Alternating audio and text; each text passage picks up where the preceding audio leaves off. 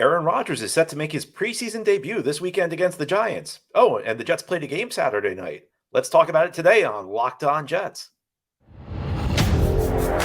You are Locked On Jets, your daily New York Jets podcast. Part of the Locked On Podcast Network, your team every day.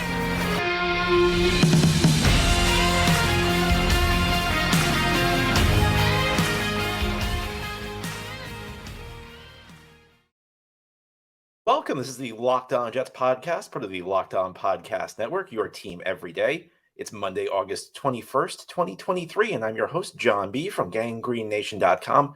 Thanking you so much for making the show your first listen or first watch every day. Subscribe to the show for free on YouTube or wherever you get your podcasts so that you get new episodes as soon as they're posted. If you're listening on the podcast source, give the show a 5-star review. And if you're watching on YouTube, give this episode a big thumbs up. These things help us out and help other Jets fans find the show. Today's episode of Locked On Jets is brought to you by BetterHelp. If you're thinking of starting therapy, give BetterHelp a try. Visit BetterHelp.com/lockedon today to get 10% off your first month. Well, the Jets played a preseason game Saturday night against the Tampa Bay Buccaneers, which they lost 13-6. And normally that would be our top story. But for once, a game is not our top story, and part of it's a preseason game. Who really cares with the results of preseason? We'll get to that in a bit. But Sunday news broke that Aaron Rodgers will make his Jets debut. It's not unofficial Jets debut because it's not a real game, but this coming weekend against the New York Giants, Rodgers will be in the starting lineup. And you could view this one of two ways. You could view this as kind of risky because Aaron Rodgers, is the key player for the Jets this year, obviously at the quarterback position. You could say you don't want to risk him out there. Preseason players get hurt. I understand that perspective.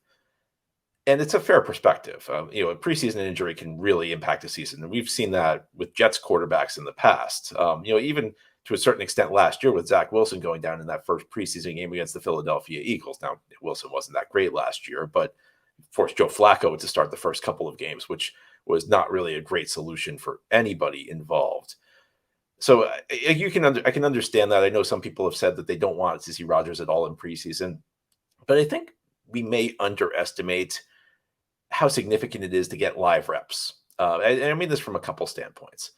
First of all, especially when you're dealing with a new quarterback, there's chemistry that needs to be developed with receivers. And you can do this to an extent on the practice field. Obviously, you're running routes. And I actually think that the outside guys, the receivers, the skill guys, it's a little bit easier for them. What they do resembles a game situation a little bit more than it does for the guys on the line, because practices in this day and age, they're not that physical. You're not really allowed to hit that much. So, we're talking about receivers and corners and quarterbacks throwing to receivers. Those are aspects of football that don't really involve hitting. So I do think to an extent you can simulate trying to develop a connection, trying to develop chemistry. At the same time, though, I think that in a live game, it's just different. There's just a different mindset. You're doing it for real. And I do think that teams maybe go a little bit too far. The two extremes, the one which we're playing everybody, all of our starters for 4 quarters, and then we're not going to play anybody. We're not even going to risk injury. I think that teams probably veer a little bit too close to the extreme of we're not going to play at anybody. And I do believe that has an impact once you begin the regular season. Because if you watch the first couple of weeks of NFL football these days, it's typically pretty sloppy. There's lots of penalties, lots of miscommunications, and even like you watch games, especially in September, the first couple of weeks when it's hot out, players just aren't in football condition. I think that there's regular condition where are you in shape or not, and then there's football condition where can you withstand the grind of a full 60 minutes of a physical game. You'll see guys develop leg cramps. You'll see guys just be exhausted by the end of a game. And when you look at the Jets' early schedule this year, now who knows what will happen? Some injuries could change this very quickly, but it looks pretty tough. And on top of that, you're essentially putting a new offense on the field. Obviously, you have a new quarterback, a couple other new pieces. Sometimes it takes some time to get yourself into a rhythm. And I think that these preseason reps can be valuable in this way. Actually, I'll give you another context where I think teams maybe miss the boat on things like this. It's kind of a similar concept to the end of the regular season after teams have clinched a playoff spot. And sometimes what you see is a team takes its foot off the gas and they don't play their starters the last week or two of the regular season. And then they go into the playoffs and they come out completely flat and they've lost all of their rhythm. Whereas there are a handful of examples like the Giants in 2007, where Giants played their starters the last game of the regular season. It was a completely meaningless game from their standpoint, but it was the game where the Patriots were trying to go 16-0. They were 15-0 at that point in 2007. The Giants played their starters, and New England won the game. The Giants lost, but the Giants got themselves into a good rhythm, and that kind of propelled them on a run. And at that point, the Giants were not playing that well. So what's that have to do with the Jets? Well, my point is that it's hard to just turn it on in the NFL. You want to go into the regular season. You want to go into the playoff. Wherever you're going, you want to have a good rhythm.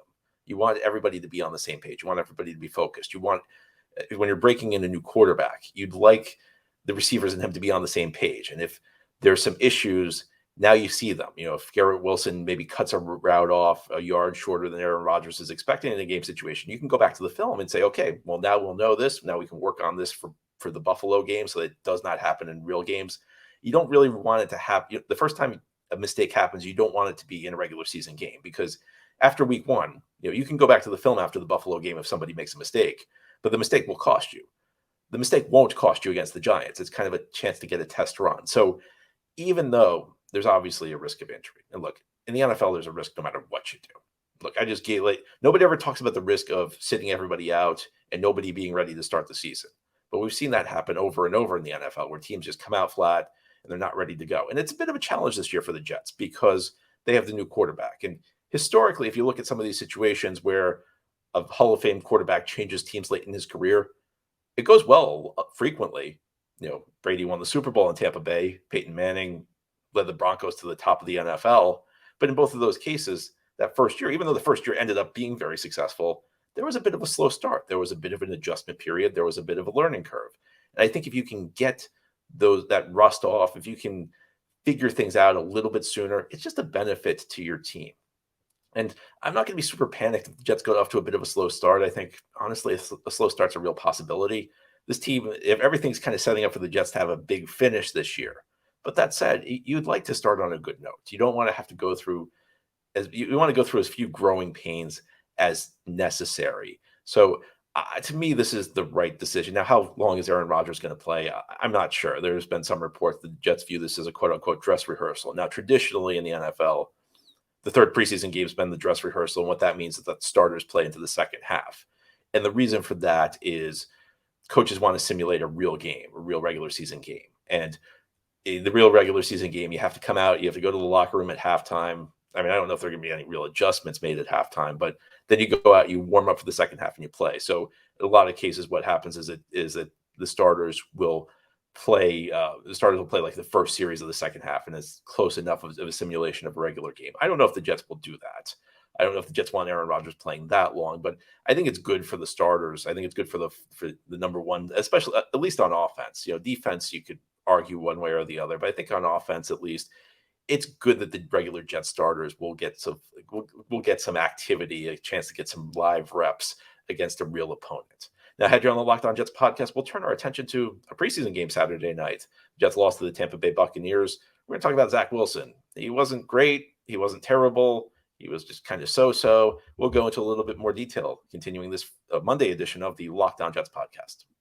Today's episode of Locked On Jets is brought to you by BetterHelp.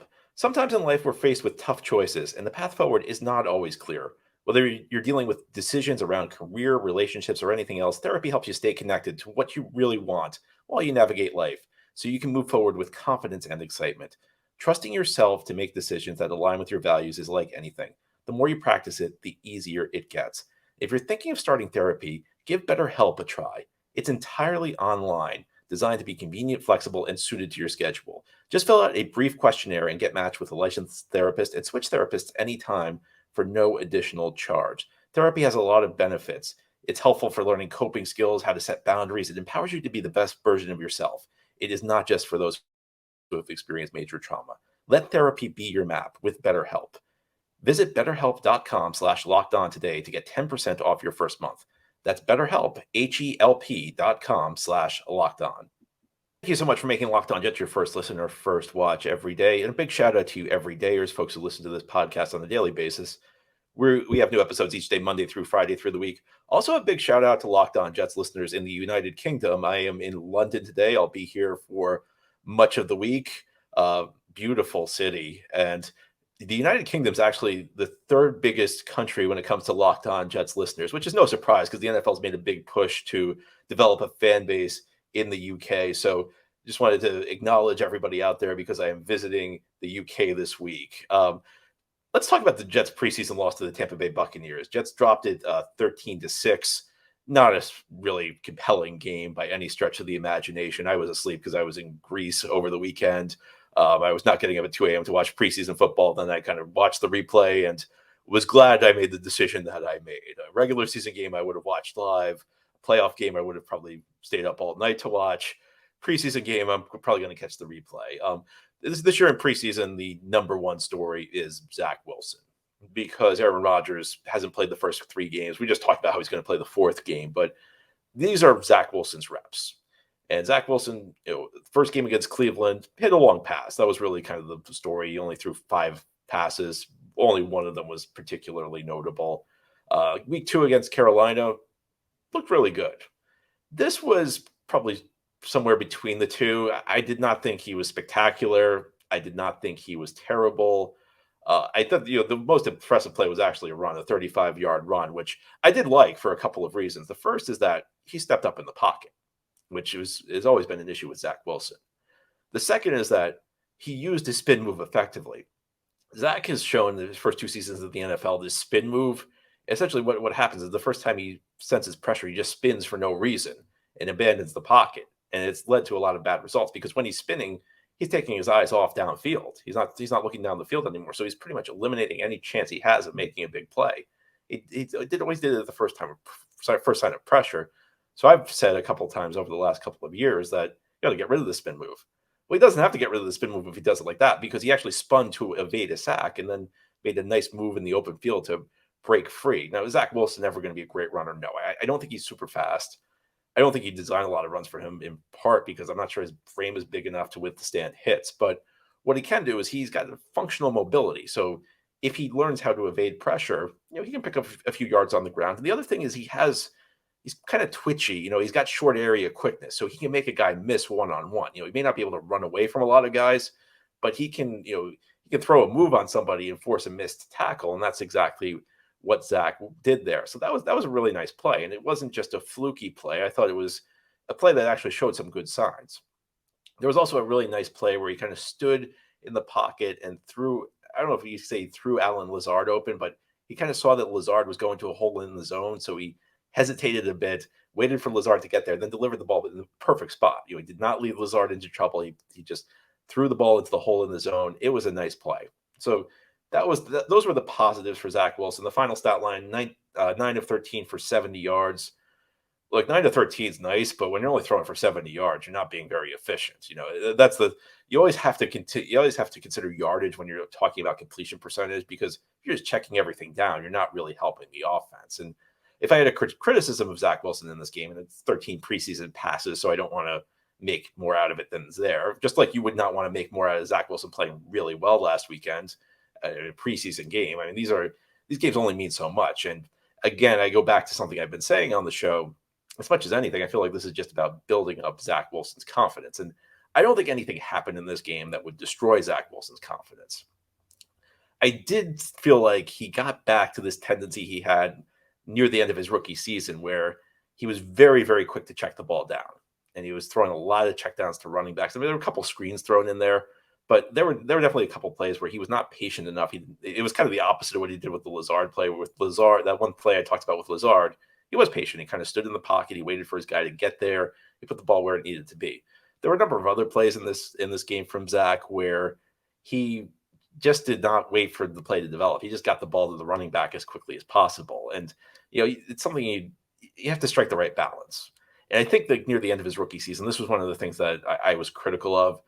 Because he wasn't turning the ball over the second half of his rookie season, but he also wasn't really helping the Jets move the ball down the field. And if you're just throwing a bunch of checkdowns to your running back, and in fairness, we don't get the all 22 from the preseason, so difficult to say what was there. But there were a couple of cases where even the broadcast view saw that there was a guy breaking open. If he had a little bit more patience, he may have been able to find him. And throw the ball down the field for a bigger play. And you have to strike the right balance between being aggressive and being reckless. You don't want to throw the ball down the field into triple coverage, but you also don't want to check the ball down when you have a chance for a bigger play down the field. And a lot of judging the quarterback position is subjective, but near the end of that rookie season, Zach clearly went too far towards the extreme of checking it down as a habit.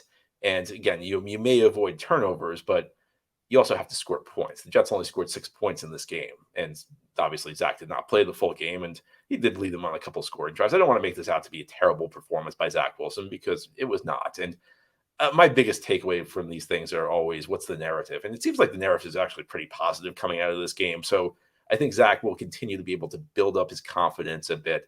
He'll have a chance to, take some positive things from this game, because there were some positive plays from this game, and he avoided the big disaster.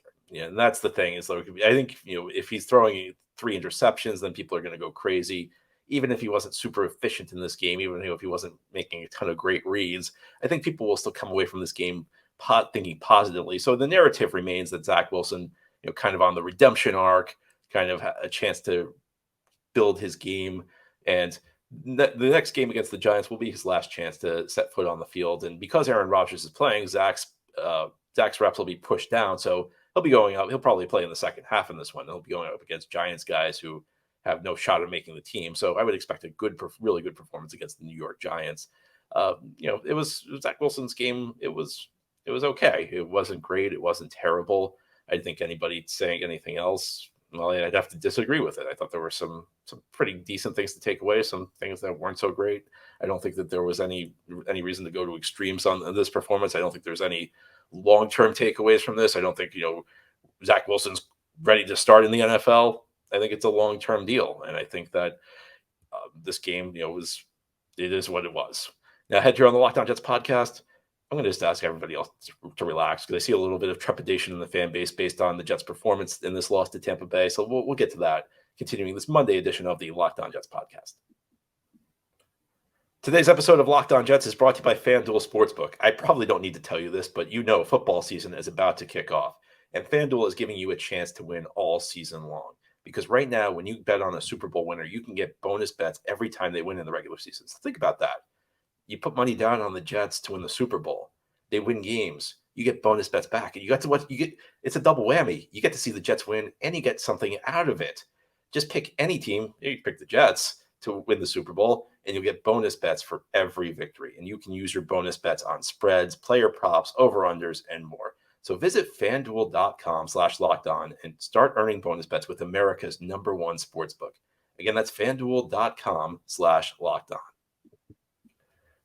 This is the Locked On Jets podcast here on this Monday. We've talked about Aaron Rodgers. We've talked about Zach Wilson. The Jets did play a preseason game on Saturday night or Sunday morning where I was in Europe, and they lost to the Tampa Bay Buccaneers 13-6. It wasn't a great effort.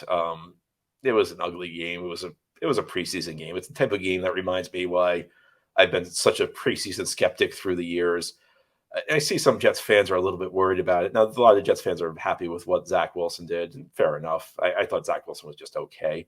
But, the Jets played a pretty sloppy game. This was not a stellar performance, especially coming off such a great win against Carolina a week ago.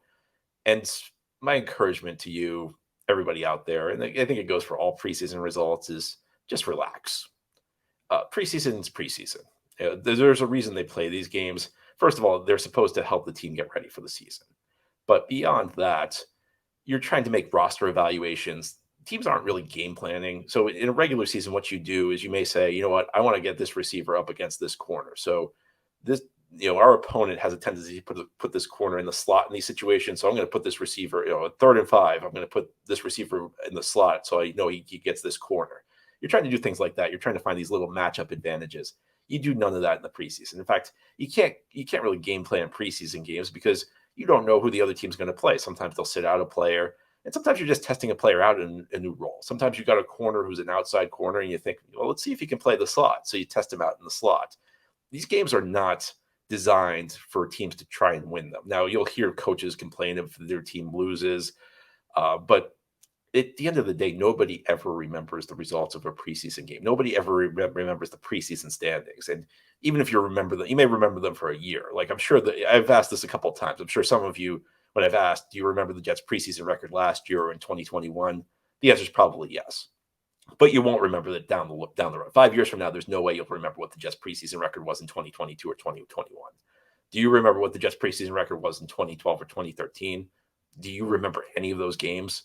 Maybe one or two, but nobody ever remembers. And that's because they aren't important. If they were important, you'd remember them. Now, I think if you're talking about like actual takeaways from this game, I'll give you one really positive one. Mekhi Becton again looked very good. And we're getting to the point where I'm saying, and I'm, the coaches see what's going on in practice every day, but this is me speaking. I'm saying, I'm not even sure Mekhi Becton should be competing for a tackle job. If Mekhi Becton's knee can hold up, he should be starting at tackle because tackle is a huge question mark for the Jets. You're not really sure what you're getting out of that position. And he's looked really good in these preseason games. And you don't really have anybody who seems much better. You don't have anybody who seems better at all. So, and Mekhi Becton, of course, has the draft pedigree. They drafted him just 3 years ago to be their left tackle of the future. So even if Dwayne Brown's going to play left tackle, I think Becton at right tackle can make a lot of sense for this team. But there aren't that many takeaways from a game like this. The games ultimately aren't decided. The fourth quarter, it's not the guys you're going to be depending on in the regular season. So I understand there's some trepidation. I understand there's some consternation over the Jets' performance in this game. But at the end of the day, it just doesn't matter that much. So I don't want to go too crazy. There's some things worth analyzing. I think Zach Wilson's performance is always going to be worth analyzing in the preseason of 2023. Becton continuing to make progress. Again, another good thing. But short of that, I mean, maybe some roster battles. Jason Brownlee putting up a nice night as he tries to win the roster spot as the last receiver. But ultimately, what happens in these games is not going to have a major impact on the New York Jets of 2023. Anyway, that's all for today's episode. This has been the Locked On Jets podcast, part of the Locked On Podcast Network. Your team every day is our motto. As always, if you enjoy the show, hit the subscribe button where you're watching or listening so that you'll never miss an episode. If you enjoy the show and are listening on a podcast source, give it a 5-star review. And if you're watching on YouTube, give this episode a big thumbs up. These things help us out, help other Jets fans find the show. Have a great Monday, everybody. We'll be back tomorrow to talk more Jets.